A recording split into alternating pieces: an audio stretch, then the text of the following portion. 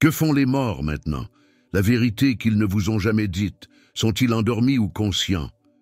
Découvrez le mystère des morts selon la Bible. Que se passe-t-il après la mort? La réponse biblique peut vous surprendre. Que se passe-t-il au moment où une personne quitte ce monde? Les morts sont-ils dans un sommeil profond, dans l'attente d'un jugement futur, ou vivent-ils déjà dans une autre dimension, pleinement conscients de leur environnement?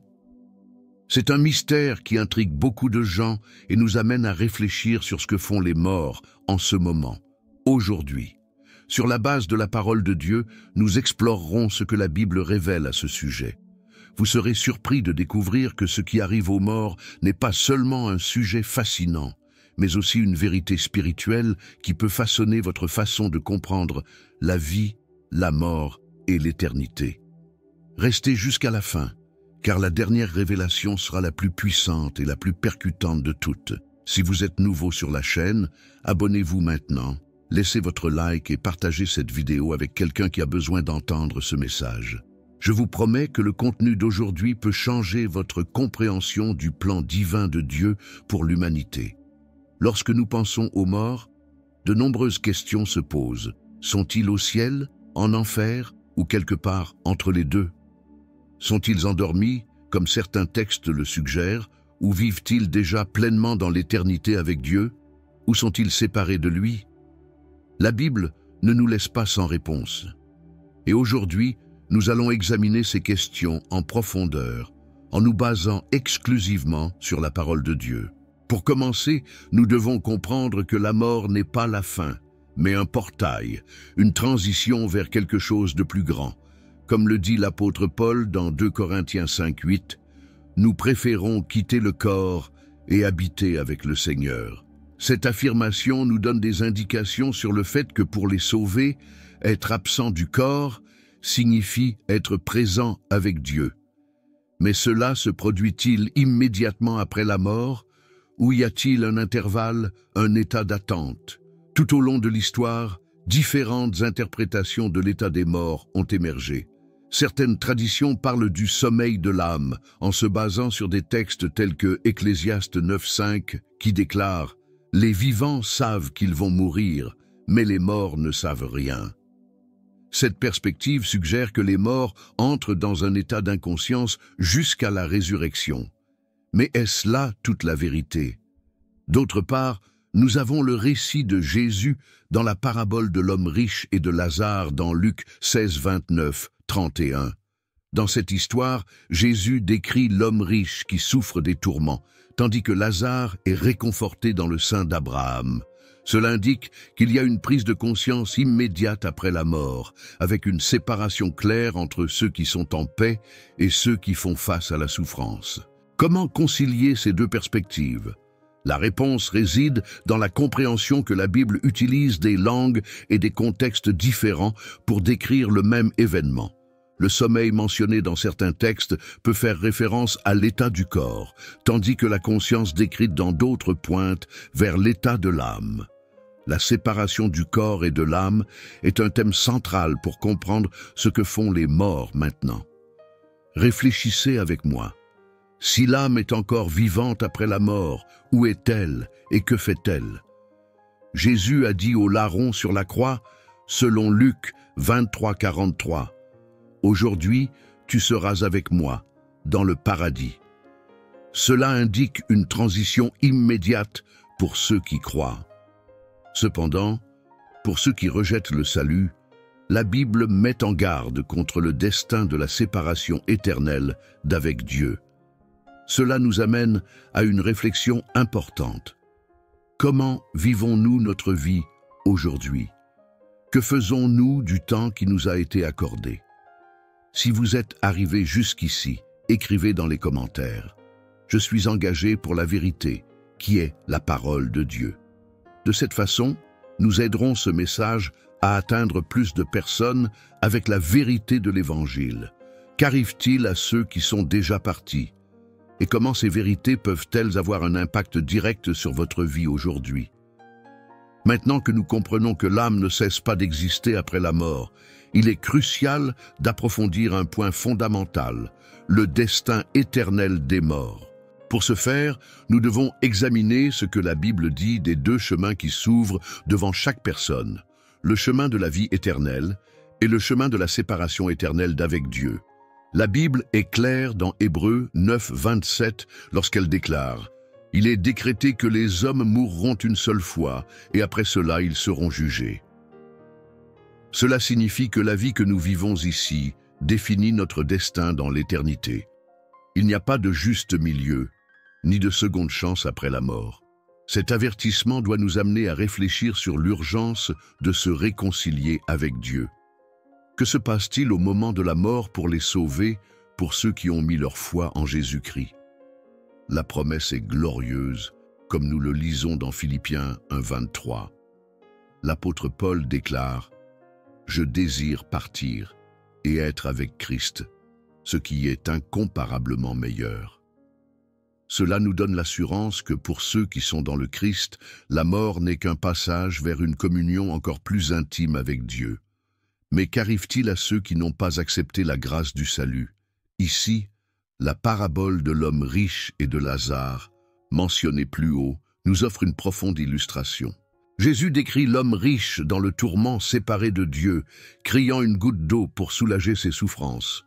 Ce récit, que l'on trouve dans Luc 16, 20 et 1 à 31, n'est pas seulement une histoire symbolique, mais une description de la réalité spirituelle à laquelle beaucoup sont confrontés en rejetant l'offre de Dieu.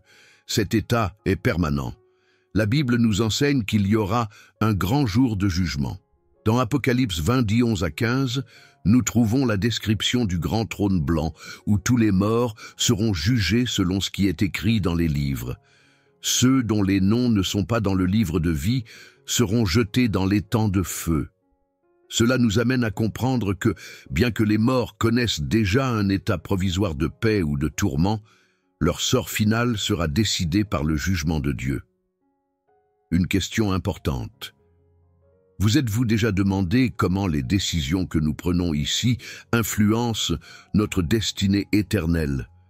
Jésus, dans Matthieu 7, 13, 14, nous met en garde contre les deux chemins. Entrez par la porte étroite, car large est la porte, et large est le chemin qui mène à la destruction, et beaucoup entrent par elle, mais étroits sont la porte et le chemin qui mène à la vie, et rares sont ceux qui le trouvent. Ce choix ne peut pas être fait après la mort. C'est ici et maintenant que nous décidons par quelle porte nous allons passer. Vous vous demandez peut-être pourquoi Dieu permettrait-il que quelqu'un soit séparé de lui pour toujours. La réponse se trouve dans la sainteté de Dieu. Dieu est amour, mais il est aussi juste.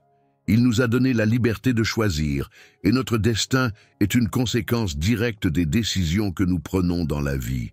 Rejeter l'offre du salut, c'est essentiellement rejeter la présence de Dieu. Pour illustrer, imaginez ce scénario. Vous êtes invité à un grand banquet, préparé avec tout l'amour et le soin. L'hôte fait tout pour que vous y assistiez, mais vous décidez de ne pas y aller. Lorsque les portes se ferment, la fête commence sans vous. C'était son choix, pas celui de l'hôte. Il en est de même pour Dieu. Le salut est un don gratuit, mais c'est à nous de l'accepter maintenant. Pensez-y, si vous deviez quitter ce monde aujourd'hui, quel serait votre destin? Serait-il dans la présence du Seigneur ou séparé de lui? Cette question ne peut être ignorée car elle définit non seulement ce qui se passe maintenant, mais aussi pour toute l'éternité. Rappelez-vous, la parole de Dieu est vivante et efficace. Elle nous appelle au repentir et nous donne l'espérance de la vie éternelle. Dans Jean 14, 2, Jésus nous réconforte par ces paroles. « Il y a beaucoup de chambres dans la maison de mon Père. Si ce n'était pas le cas, je vous l'aurais dit. Je vais les préparer. » Ceux qui appartiennent au Christ ont l'assurance que lorsqu'ils quitteront ce monde, ils seront avec lui pour toujours. Si ce message vous touche le cœur, partagez dans les commentaires ce que vous ressentez. Écrivez « Je veux être dans la présence du Seigneur pour toujours ». Cette interaction ne renforcera pas seulement ta foi, mais encouragera aussi les autres à poursuivre la vérité. Dans la prochaine partie, nous révélerons comment l'état actuel des morts nous prépare à ce qui est à venir et comment il a un impact direct sur la façon dont nous vivons ici. Restez avec moi, car il y a encore des révélations plus profondes à venir. L'état actuel des morts et l'impact sur nos vies. Lorsque nous réfléchissons à ce que la Bible révèle sur les morts, nous nous rendons compte qu'il ne s'agit pas seulement de comprendre ce qui se passe après la mort, mais aussi de comprendre comment ces vérités façonnent nos vies ici sur terre. La Bible est comme une boussole qui nous guide pour vivre de manière à ce que nous soyons prêts pour l'éternité. Dans Ecclésiaste 12, versets 13 et 14, il nous est rappelé « Maintenant que nous avons tout entendu, voici la conclusion. Craignez Dieu et obéissez à ses commandements, car c'est ce qui est essentiel pour l'homme. Car Dieu fera juger tout ce qui a été fait, y compris tout ce qui est caché, soit bien, soit mal. Cela signifie que chaque choix, pensée et attitude que nous avons sera évalué. Notre vie ici est une préparation à ce qui est à venir, et l'état actuel des morts nous enseigne de précieuses leçons sur la brièveté de la vie et la nécessité de vivre avec un but. Ce que nous pouvons apprendre de cette réalité, c'est l'urgence de la réconciliation avec Dieu. Si nous savons que notre destinée éternelle est déterminée par les choix que nous faisons aujourd'hui, nous ne pouvons pas remettre à plus tard la décision de chercher Dieu et de vivre selon sa volonté. L'importance de vivre avec un but. Nos jours sur terre sont limités. Le psalmiste nous le rappelle dans le psaume 90, 1. « Apprends-nous à compter nos jours afin que notre cœur reçoive la sagesse. » Vivre sagement signifie aligner nos priorités sur ce qui a une valeur éternelle. Le réconfort de savoir que Dieu est juste pour ceux qui ont souffert de l'injustice, de la perte ou de la douleur. Savoir qu'il apportera le jugement et la restauration est une source d'espoir. Comme il est écrit dans Romains 12, 19, « La vengeance est à moi, je rendrai, dit le Seigneur, la nécessité de partager la vérité. » Si nous savons que le salut en Christ est le seul chemin vers la vie éternelle, nous avons la responsabilité de faire connaître ce message aux autres. Dans Marc 16h15, Jésus nous commande « Allez dans le monde entier et prêchez l'Évangile à tous. » Comment pouvons-nous appliquer ces vérités dans notre vie quotidienne? Repentez-vous et faites confiance à Jésus. La première étape est d'accepter l'offre du salut par Jésus-Christ. Comme il est écrit dans Jean 3,16, « Car Dieu a tant aimé le monde qu'il a donné son Fils unique, afin que quiconque croit en lui ne périsse point, mais qu'il ait la vie éternelle. » Cherchez à grandir spirituellement. Lisez la parole de Dieu tous les jours. Priez et participez à une communauté chrétienne où vous pouvez grandir dans la foi et la connaissance de Dieu.